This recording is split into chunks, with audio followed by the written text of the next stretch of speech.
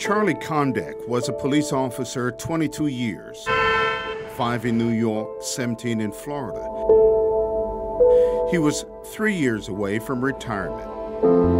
And this is when we should have been traveling. But in a fleeting moment, it wasn't to be. It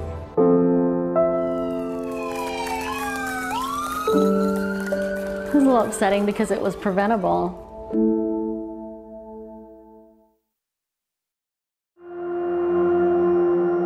Charlie and Teresa Kondek were married 18 years. They have 5 children. She worked at the clerk of courts and he was an officer with the Tarpon Springs Police Department. Their work schedules were opposite, but perfect for them.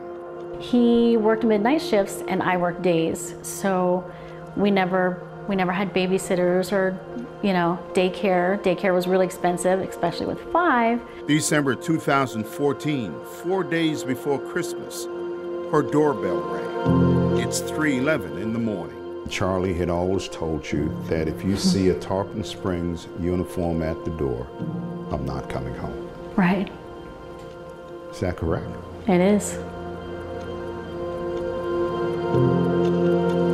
Kondek says she tried to call him before going to the door. You have reached the voicemail box. It was a hard knock on the door over and over. There was no answer. I looked out the window and all I could see were red and blue lights. She decided to call police dispatch, the communication center. Maybe they can reach him. It was just a pause, so I started getting nervous, and I told her who I was and that I wanted to just speak to him, and he was just still quiet. I just started asking, is he okay? And she just said, is there someone at the door? I said, yes. And she said, you just need to answer the door.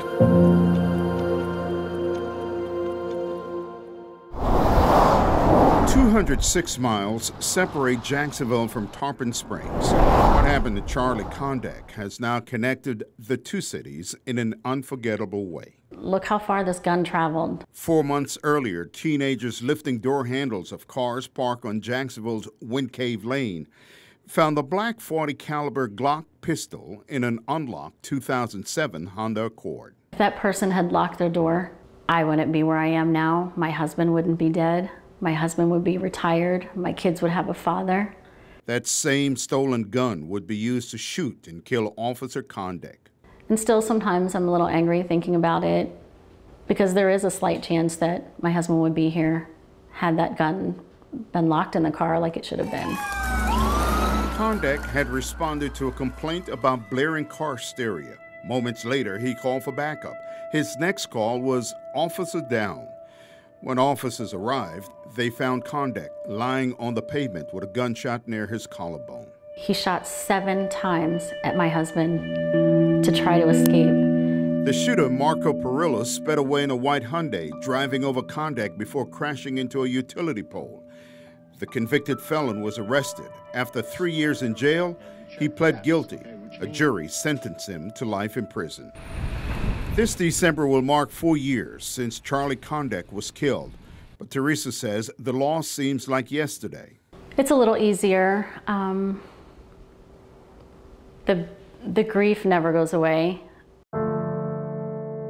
Since his death, one of his daughters got married, and now one of his sons is following his footsteps into law enforcement. Good husband. He was. Good dad. He was a good daddy. Mother's Day, and that was one of the photos. Teresa finds comfort in their memories. This is the last Mother's Day card she received from Charlie. Sorry I had to work. I will make up all these days I've had to work during special days when I retire, promise. What days are hardest?